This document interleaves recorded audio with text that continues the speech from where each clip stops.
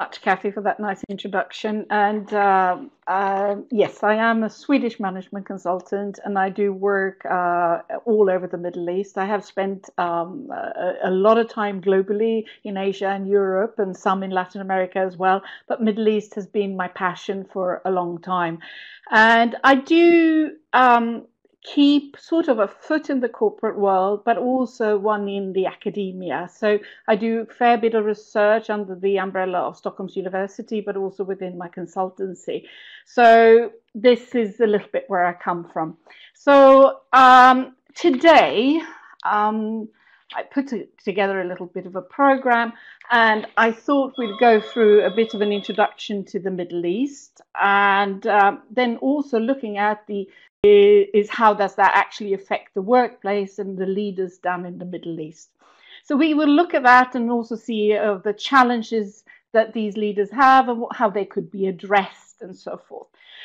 During the presentation, I will run through a fair bit of statistics and a few things like that, but I think it shows a bit of the magnitude of these changes that are occurring in the Middle East. So I want to share some of these numbers as well, and some of the research that has been done, surveys and so forth, that sort of gives a little bit more of a skeleton to the soft issues that is happening in the Middle East as well. So before we start, may I ask how many of you have been in the Middle East? So we can try to test these little bit of functions that the system allows you on. So if you press the hand, raise your hand for those of you who've been in the Middle East so far. Okay, so there's not that many of us that has been to the Middle East, so I would actually like to raise a direct question as well. So if you try the chat box room, and for those of you who have been to the Middle East, I would like to know what country you have been to. So if you type that in, that would be absolutely fabulous.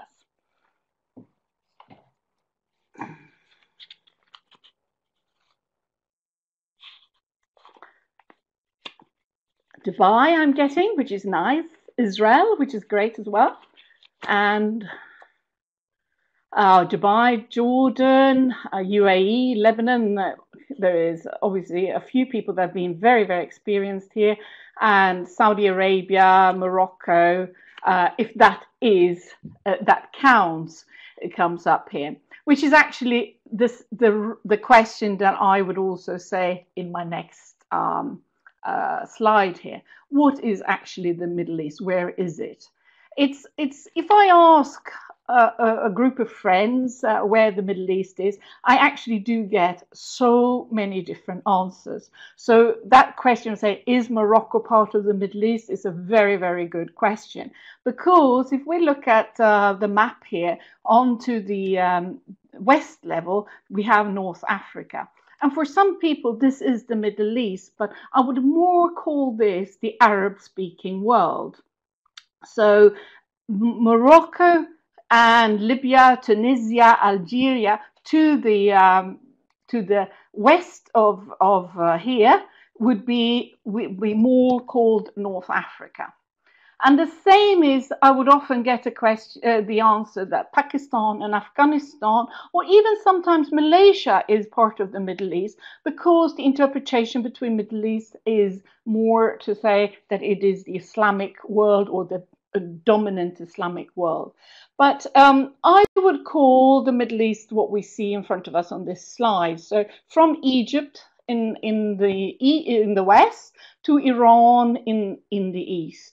Turkey I have included, which if many Turks would have been on this webinar, they would say, no, Turkey is not part of the Middle East. But I would also say that it is slightly, it has a very big connection to the Middle East because it's through the Ottoman Empire 100 years ago. So I would say definitely Turkey is not always counted as part of the Middle East, but so we have a lot of different definitions of what the Middle East is. But so exactly, I'm just getting some questions up about Turkey, and there's definitely many people that would definitely not include Turkey in there. So, but the opinions are different. So going forward, I would like to show a little bit, we start working about the change as such. I'm showing you here two pictures. One is Dubai in 1991, which is not that long ago, not in, and in Dubai in 2013. They cover the same actually place, which is the famous Sheikh Zayed Road of Dubai, and the difference is ginormous. Now, there is, of course, the fact that Dubai was more populated a little bit further down towards the beach end at that time in 1991, but the magnitude of change is enormous. And how would that affect the people of Dubai? And that's a little bit of my question. So I'd love you to just write a word straight in that chat room what this change from 1991 with this picture on the left hand side and Dubai 2013 actually you feel would, what it means to you. Just the first word that comes into your head.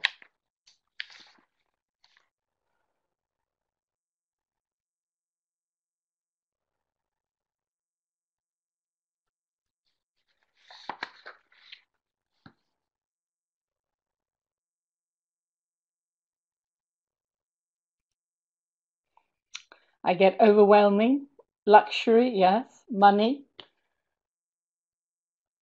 urbanization, hub, which is Dubai definitely today is.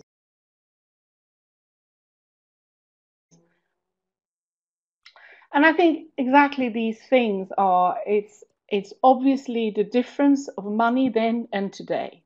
How do you handle money? How are the ethics around money? How do you handle luxury? But also, I sometimes talk about my mother and the age difference and the generation gap and so forth. Can you imagine the generation gap between 1991 and 2013? Of the people living in these scenarios. And I think that that's the question I always think about, what how do you communicate? How do you handle the upcoming generations' expectations when they live in the new Dubai 2013? And how do you actually address the change of ethics and cultures and values and so forth? And how do you handle the expansion in itself?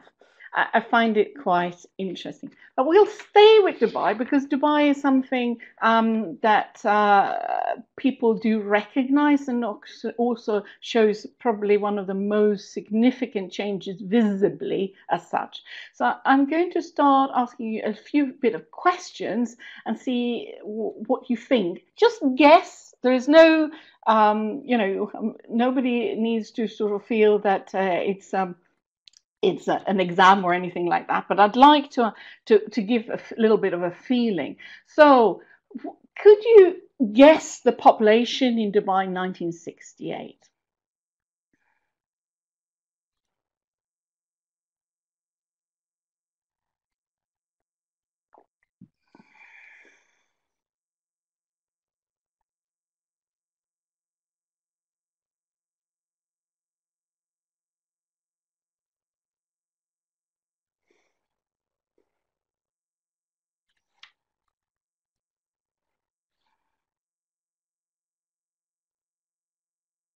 I'm getting a couple of answers in.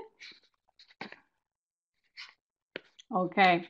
Now, on the previous picture, I didn't point out exactly the various countries. When I say Dubai, I do not mean the whole of the Emirates. There are 7 Emirates in the UAE, so just be careful of that. But I'll pop the question straight away here, the answer.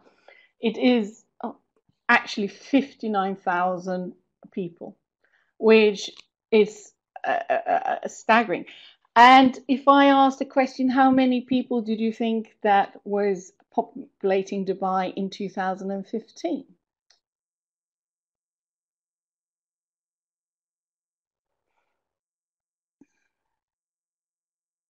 Any answers for that? 2015?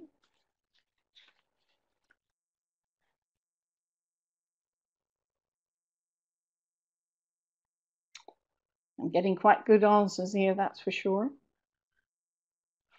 It is This is the population, and it's 2,400,000 around people, and there is another 1.1 working in Dubai from neighboring Emirates or in other types of functions coming in on a very short-term working permits, etc. So we're talking about every day about 3.5 million people in Dubai, which is the change for infrastructure, the value set, etc., from 59 only since 1968, which was 3 years before UAE became independent from the Britain. The other question I would like to ask is, how many of these people do you think are Emiratis, as in the local population of the Emirates? Emirati population in percentage of the Emirates. 30, 25, I'm getting various 20, yeah. It is actually only 11.5%, which is quite a staggering small amount in comparison with all these people that are living in a place like Dubai. And I once sat and listened to a conversation by a very famous Emirati author called Maha Gargash, and she said, I went to the new areas of Dubai and visited, and she said, I felt like an Aboriginal in my own country. And I think this is a little bit what's happened as well, is that the Emirati population is very, very small and is to some degree also struggling a little bit with keeping its voice up and so forth amongst all these people. The other question I have, because gender always comes up on the topic when we talk about Middle East, is how many female ministers do you think UAE has today?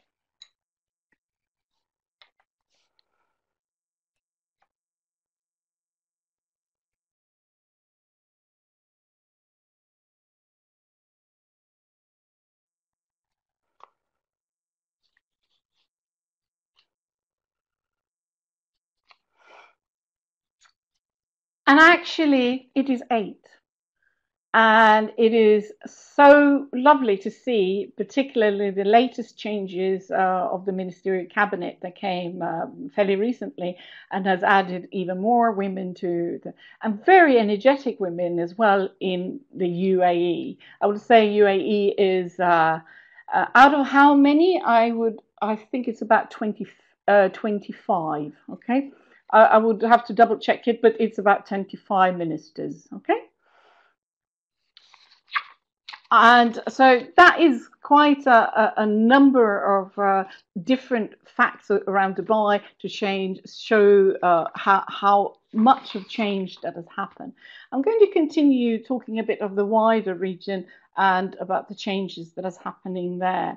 I think we've seen a lot of changes over the last years, particularly when it comes to unrest, instability, security, and some of the oil price discussions. So, yeah. What I was going to say was, firstly, is there is an error on this slide, so I want to point that out in a second. But so don't carry away to read some of the figures straight away. But the growth in itself is tremendous, as we've seen examples of, both when it comes to population, but also the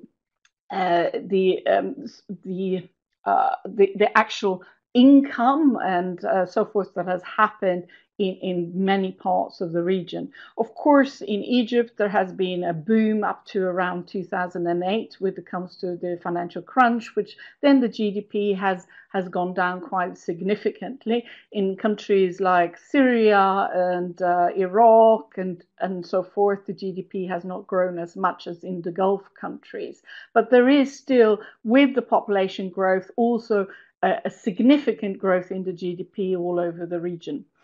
When it comes to migration, there's happened a lot as well, not only migration when it comes to expatriate workforce, but the Iraqi war affected the region quite significantly, with people being thrown out of Iraq, or even deciding to go out of Iraq. And Egypt and Jordan and Lebanon were particularly nations that many Iraqis also set up business or moved freely, not only as refugees. And the same happened in the Arab Spring. People have been moving around and also been affected of instability and so forth. And I think we all know about the Arab Spring that started in Tunisia and then moved on to Egypt, Libya, Bahrain, and then later also affected Yemen and Syria so deeply with war. And I put in a box to show the magnitude of refugees in the right-hand corner that showing, for instance, Lebanon having 1.2, Turkey 1.9, Iraq having about 3 million displaced, internally displaced as well. Just for a note, these people on those statistics there are often those that have either a blue card or a yellow card and are registered as refugees. Many people have chosen not to register as refugees, particularly Syrian people, because of if the end of the war would happen, the precautions of repercussions of having registered as a refugee returning. So I would also say, in addition to this, there's been a lot of people migrating within that visa system that had within those neighboring countries. For instance, Egypt at the time of Morsi, around 500, 500,000 Syrians were living in Egypt, and today, even so, a lot of people are setting up business, moving and living in Egypt, both Libyans, Iraqis, and Syrians. So that affects the workplace, and it affects the dynamics of the people. Coming into the expatriate workforce in the GCC there, which is where the little error is, it's actually the other way around. It's the locals workforce in the GCC is 11.5% in the UAE, 16% in Kuwait, and Qatar 6% only locals, and Saudi Arabia 47%, which is enormous. That is, of course, changing a little bit now in the end of this last year because of the oil price going down and people having to return back home. So the migration in this region internally, as well as migrants coming from the West and from Australia and Asia into the Gulf, is significant and changing so much of the dynamics of the Middle East. But just the growth as such, looking at the population of MENA, we have in 1985 we had 218 million people, and in 2015 is 425. Another aspect is the fact that it's such a high percentage of youth. So 50% of the population in MENA, which is Middle East and North Africa, is under 29 years of age, which affects, we will talk about that a little bit later on, about how that affects the workplace in itself. And there is no real sign of a demographic transition. Normally, when the GDP goes up and the level of incomes goes up and education comes, there is normally a drop-off of fertility rate. The other aspects increases. And I was listening to a researcher from Oxford who says that there are no real clear signs of that this demographic transition will sort of ease off at all, because of the cultural impact in the societies there, with a great happiness around children, family building, and very strong cultural Islamic values as such. There is, of course, a social shift between the social classes, and I think that shift is particularly noticeable in countries like Egypt, where people have migrated to the Gulf and earned money, come back and educated their children, and who has been able to lift over to another shift of the society, the new middle class one talks about, or one talks about Galfeyas and so forth. So there is clear transition, which also, of course, affects attention. And some of that was obviously the reason for the uprising in Egypt as such. But when it comes to, so that's the background to these changes, and of course that affects the workplace, and I will just go dig into the workplace a little bit. But before I start with that, has any one of you worked as an expatriate, lived abroad, or anything like that? Can I hear what countries you've been living in or worked abroad in?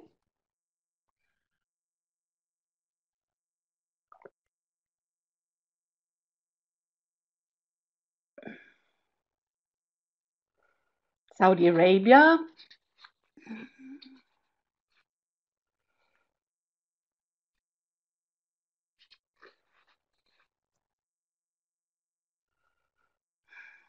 Japan, Australia, my favorite, Canada, Philippines, oh wow, US and the UK. Yes, working abroad can have its challenges for sure. I've lived in many countries, still live abroad actually. I haven't lived in Sweden for long over 20 years now. So, uh, but the expatriate workforce in the Middle East is uh, we see more London, Paris, and so forth becoming quite a multicultural workforce. But the the the the situation in the Middle East is quite inspiring in how diverse it is, and at the same time, the regulations around it is quite strong. Uh, it's for companies. This is not always an easy task to work with an expatriate workforce. It often has quite high recruitment cost. Inductions are harder to do. You have to sort of not just induce them to a new workplace around the corner where they may already know somebody. It could also be a totally new country. And then also the retention cost to keeping them is somewhat higher as well. In some companies, actually, some companies report more than 50 nationalities in one workplace. Companies like Aramco in Saudi has a lot more than 50 nationalities in the workplace, which puts enormous pressure on language barriers and cultural differences. And some companies even choose to only do select people from one type of culture to manage it. But then, of course, it becomes a little bit of a complication when you're talking about regionalization or addressing the customer's need and the relationship with the customer if you only have one nationality.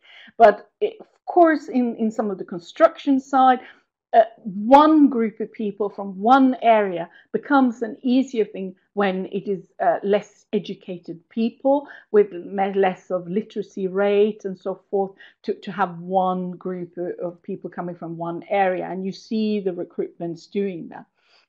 But there is also other types of issues coming through here, and that is things like people are nomads by default. People are coming and they are going, and often their goals are not always the same as the company's goals. Their objectives is to fill their objectives set by the company as quick as possible and earn as much money as possible. They are ventures and then moving on.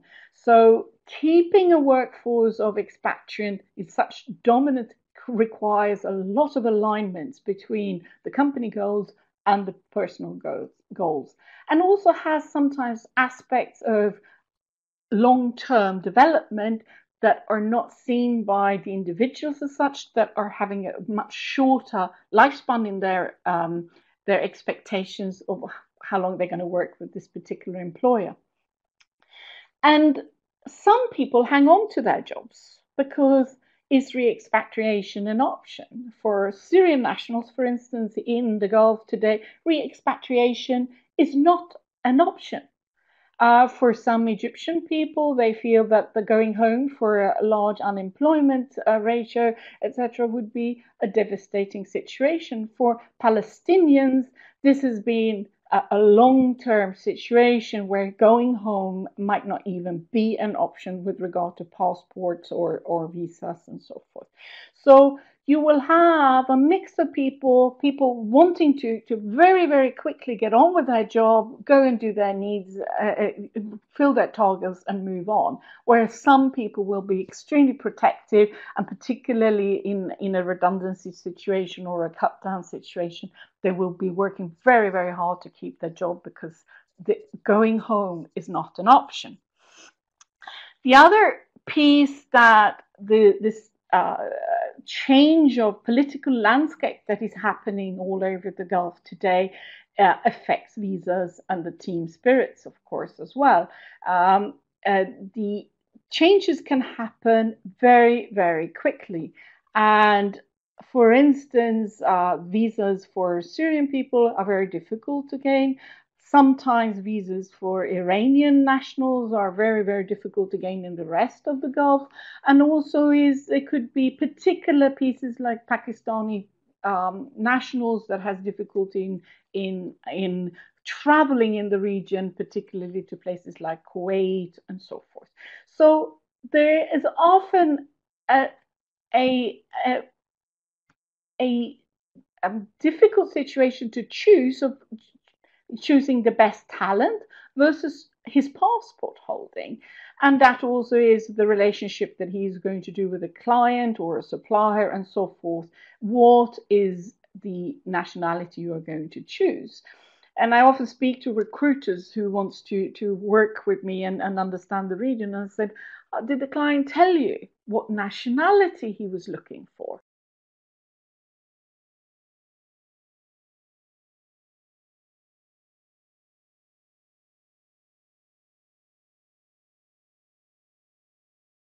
Oh, but we also want this particular nationality. And sometimes nationality has a higher rating than the talent, which also affects the whole of the dynamics in the workplace and polarization between individuals.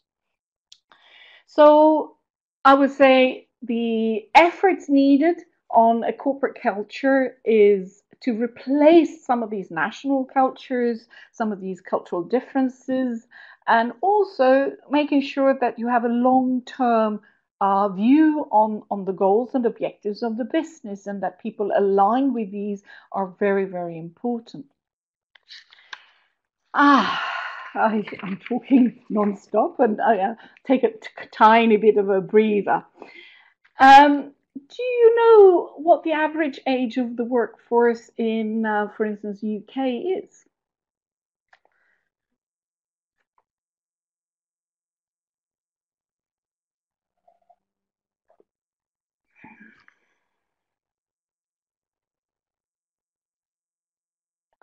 Yes, I'm getting a couple of numbers, 39, 30, 35, 40. Of course, this differs between different industries and different areas, but it's about, in the UK, it's about 40. And I got those figures a couple of years ago, so it could have gone up a little bit already. In my country, in Sweden, it's actually 43, which is quite a lot higher. So that's the average age in the workplace. And in the Middle East, the average age in many organizations could be around 28. And I'm taking this because often when I get clients talking about cultural differences, and they might mention that we have a huge difference in perception of what we're going to do between our Cairo office or our Dubai office or and our office in the UK or in the US or in Germany, Frankfurt or so forth. And I say, what are there cultural differences, or what other type of differences are there? And when you have an average age in an organization around 28 possibly in the Middle East, depending on, of course, that particular company and its history in that city, compared to maybe 40, 43 years of age, there is not only cultural discrepancies or differences, it is also age differences. How people are solving situations, how energetic they are, how experienced they are in foreseeing issues, etc., at work, or anything, how they interpret problems or successes and so forth. So this can be actually one of the biggest issues, not just the culture in itself. And the other thing is that the educational system not always is fit for purpose. There are a number of very difficult academic issues in the educational system, particularly in countries, of course, like Egypt, in the UAE and in Saudi. There are more and more upcoming schools, and there is a lot of improvement, but still there is a very big difference between the Western educational system and the way that interrogation, research, etc., is embedded in the system as such. But also the amount of vocational practice or work experience situations that possibly a Western person gets compared to a person being educated in the Middle East. And that puts a lot of pressure on training cost, vocational training, adapting individuals to get into the workplace.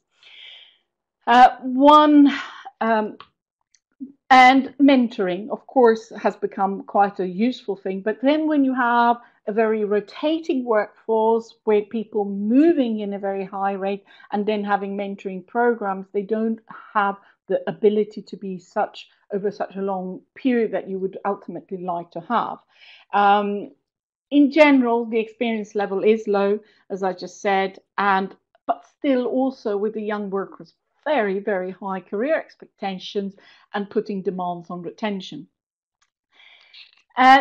The particularly group that we're talking about here is, of course, nationals working in the workforce. And I will work with nationals. We talk about the local workforce, and I will move into another slide here. And this is a slide showing the pressure from employers to employ nationals as such. The unemployment is unprecedented, with the highest youth unemployment rates in the world in the Middle East. And although in some areas like Dubai, the nationals have a very large and engaged situation in the workforce, there are some areas where it is up to 40% in some groups, particularly in places like Fujairah, some areas of Saudi and so forth, and also some areas of Qatar that has a very, very high unemployment rate. And you see that in the next bullet there. And also is most of the nationals like working in the government sector because of the high benefits there, or the good benefits when it comes to salaries, but also pension and pension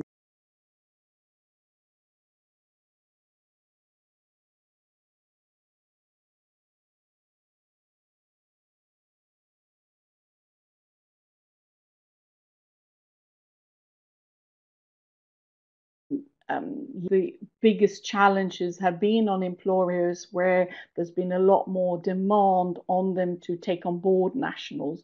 In Oman, it has been after the Arab Spring, where there were some demonstrations, etc., particular companies that were set to having to take on board more nationals. In Saudi Arabia, it is a Nitakat system, which is a point system, and there will be coming a new release of this point system in the next couple of weeks, or even has arrived in the coming week or so forth. It was announced to be coming last week, but it has still not arrived. So these are the logos of various organizations of in national bodies to secure that nationals are getting out in the workplace. They require often very comprehensive reporting, particularly the Nitakat system in Saudi, where you have to report exactly how many people you are employing, nationals contra expatriates. And if you are not fulfilling the criteria, people will be deported, and there will be quite high penalties for the companies. And as I said before, a lot of the youth wants to work within the government, so they have a higher salary expectation than the expatriates, which makes it difficult to keep it fair and aligned as such. But also there is quite serious issues with social and networking skills. Many nationals, there are a lot of nationals that are also studying abroad, but in general, they do have quite a smaller group of socialization with cousins and a wider family and so forth, and very close relationships that when they come into the workplace, they find it very hard to make new contacts or network with suppliers or with customers very freely. And that's one of the probably the biggest issues of mentoring and so forth that needs to be taken care of. There is obviously also a perceptions and stigma amongst Westerners. These have been happening over years due to lack of educational system or gaps in educational system, but also related to salary, which make you some jealousy and so forth, that these people are coming in and taking places and not actually contributing in the same level. So to employ nationals, there is a lot of work to be done in the organization to handle perceptions and stigma. And of course, what Saudi is facing recently with the enforced Nitakat system is losing skills for re-expatriation.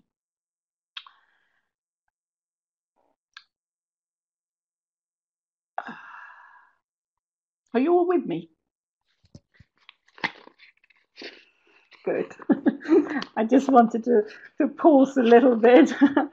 I hope you're finding this interesting, all of you. I will also go through a little bit of traditional organizations changing, and family business has been one of the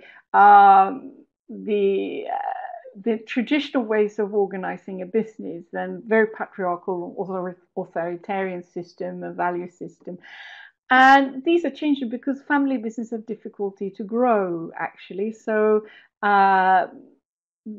family business, although there are some family brands in the Middle East, like the famous Al Futtaim and Habtour and so forth, the actual traditional family system where you inherit and the son takes over, and those values that many employees used to have to wanting to work for this particular family because it was a good family. They may have given a lot of good benefits with age. They might have cared for the community or built a mosque around the community. Those values are changing, and very much from the social shift where people wanting to see a bit more of a career aspiration, moving from company to company and so forth. So very similar to the changes we've had in the West of being in a job for life to a different situation, but also the family business in itself, with larger and larger families to serve and feed, it has become more of a difficult situation. So, for instance, in Kuwait, within the non-oil business, more than 80% of the businesses have actually been family businesses, and that shift is coming through where companies are becoming branded in itself and not being named after the owner and being named something else, like we have here in the West, maybe HP but that's also like Hewlett Packard in itself. It came from that roots of the founders. Um, Educated staff are demanding staff. And I work a lot in Egypt at the moment, and I find it so interesting to work with the youth, but it's also extremely demanding. I want to be a director by the age of 25. I want to do this by the age of so and so. So, educated staff, yes, we are getting a lot more people on board, but the youth and the young people are wanting a lot more out of their job and their career than they used to do. And of course, that puts a challenge on the businesses to retain the best and to actually keep them motivated and satisfied to a certain extent. And also the uprising in itself. I'm just looking at one of the questions. And are they usually as good as they think they are? I would say there are a lot of very clever people in Egypt. I'm fascinated by the innovation, etc., the completion and the follow through. But I think that applies to youth all over the world. It's having the stamina to take initiative and innovation through. But I would say there are a lot of clever people coming up in the youth and very, very interested to learn more and also demanding not only salary but a lot of training. And I find that very stimulating compared to sometimes working in the West where it's I want to retire early, I want to this and that. The demand for particular training and education is not as high. That's my perception, and I haven't got any statistics to really cover that up, but that's my perception. Also, uprising, of course, in some of these countries has been a huge demand for more rights within the workforce, and we see that in the factories in Egypt and so forth. So I think that's one of the real challenges to keep people satisfied, not only the educated people, but the people on the ground that needs a better environment to work with. All these challenges demands a lot more of a stronger corporate culture, both moving it away from maybe family business, moving a multicultural into a corporate culture situation, and also is a new ethos within value system within companies within particularly Egypt, where values are reformed of what is right and wrong when it comes to dealing with employees and not dealing with and so forth. So there is a number of changes that is coming through. I would say there has been some statistics done, particularly along the Gulf, where Booz Allen has found that 96% think that a change in the company culture is needed within the company they're working on. 82% think team spirit is key, which is really good. But also 35% are prepared to leave if uncomfortable with the culture. And that one is quite high, I think. 35% is very high. Actually, I read a new report today that came through, which also indicates this very high percentage of being uncomfortable with the culture. And this, is, of course, comes to benefits, but also how people are dealing with non-performing individuals or engagement of individuals into the decision-making process and so forth. So there are a number of aspects within that culture as well that can come up here. But I think working with culture in the Middle East is crucial for getting a bit more self-awareness as well for leaders.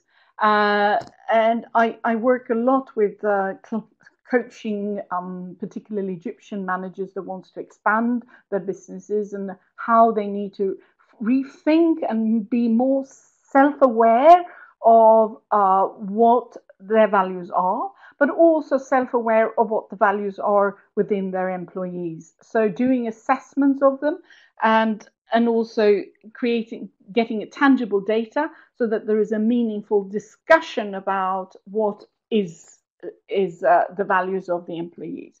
It's very easy to talk about a hierarchical organizational culture or authoritarian or so forth. But what does it actually mean in their workplace?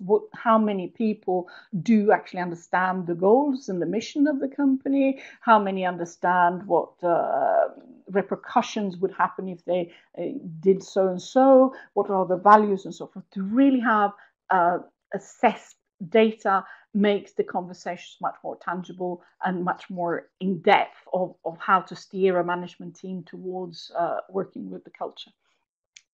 And also you get the priority list. What are the most important things? And is it to really explain the strategy, the customers, or so forth, or define a desired culture and a management style, as I've mentioned, or track changes? And it's easy to talk about culture in very high words, but it's really the ways that business is done in that company, the way that policies are written, the way that they are expressed and then adhered to, and how people actually feel that they are bringing and supporting them in their business and in the ways of the working. So with that, I would love to have some questions, actually. Thank you, Viveka. That was fascinating. And I know I'd love to ask you some questions, perhaps at another stage, because I'd like to give the floor to everyone else, really. But I found it fascinating. I think in our work, we focus very often when we look at behavioural difference in terms of national culture. And for me, it was really interesting to remember that often it's just as much about generational or gender differences as much as the national culture. So please, if anyone has any questions, please, we've got a few minutes left, about 5 minutes, so please feel free to type in your questions, and I'm sure Viveka would love to. There's an interesting question there from Pfizer around the Vision 2030 statement that's just come through from Saudi. I'm sure you've seen it, Viveka. What's your take on how that might transform the workplace in particular? I think the Vision 2030 for Saudi is extremely interesting. Of course, Aramco and the IPO and etc. is what's being debated primarily. But I think what I'm really looking forward to is to hear of the launch of the new Internatonal system and the nationalisation, because I think this will affect the workplace even more. I think the 2030 plan of upstreaming, downstreaming of the industry is vital for the survival of Saudi. And of course, all of this will affect the workforce without any doubts. The agreements that Saudi has with Egypt as well, I see very positive when it comes to migrating workforce or the benefits for the two countries, where Egypt is producing a lot of workforce for Saudi and skills. So the combination is quite interesting. Great, thank you. And if anyone hasn't seen the document, we can very happily share it with you in our follow-up. It makes quite a fascinating read. There's another question come through from Judy around, interesting, how statistics for crime, whether they correlate with the high unemployment levels that you referenced. I would say crime as such, of course, this differs from UAE to Saudi to Egypt to Syria, etc. But of course, the unemployment level, one of the reasons for the nationalisation program is radicalisation. So radicalisation is one of the effects which we all see as a criminal effect of terrorism and so forth, and the worries that young people will not have the purpose and due to unemployment will be radicalized or engage in that sort of thing. Otherwise, in the Gulf countries, criminality is very, very low. I would say going to the less Egypt, etc. It's a different type of criminality when it comes to theft and smaller other types of things. But I think in general, the criminality is fairly low, the normal type of criminality. There is obviously the corruption and embezzlement or theft within some of the countries that are well known when it comes to criminality within the workplace, as in stealing or holding money or corruption or paying people in the wrong way. That exists in particularly, I would say, Egypt, Syria. If I just take a couple of these countries. I guess it's hard and perhaps quite dangerous to generalize about the region as a whole. Absolutely, absolutely. Thank you. Oh, interesting. Pfizer asks, as a woman, is there anything that she should be mindful of when working in the Middle East? Were you thinking of a country in particular, Pfizer, or just across the region?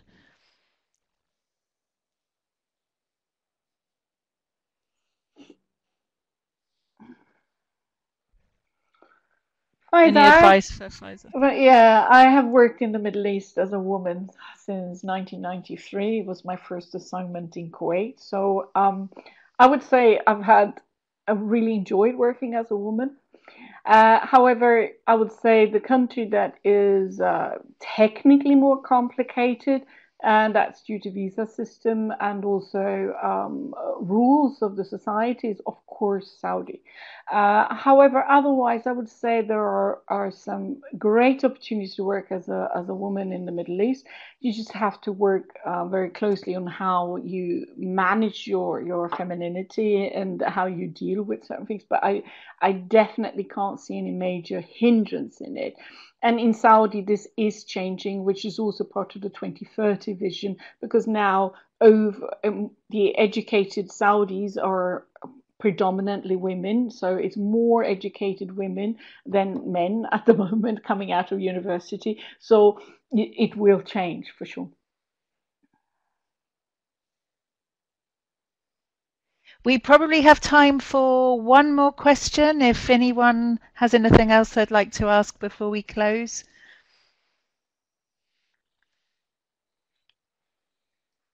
We will be circulating the recording for you, and obviously if you have questions perhaps that come to mind after the session, then please feel free to channel them through us, through me, and I'm sure Viveka will still be happy to answer them after the event. It looks like there are no more questions for the moment. Let me just draw your attention to our next webinar. We have some time before the next one, but a very different topic coming up in August, how we manage conflict across cultures, particularly I think in virtual teams where you don't see each other face to face and can't perhaps deal with the conflict as you would in a more traditional office environment. So we'll be sending out the invite for that fairly soon. So watch this space and please join us again for the next webinar. But if there aren't any other questions, I think I'd just really like to end by saying thank you so much, Viveka. It was a really fascinating session, and I think it's given everybody a lot of food for thought. So thanks again, and thank you all for joining. We really appreciate you taking the time to be with us today, and we hope to see you again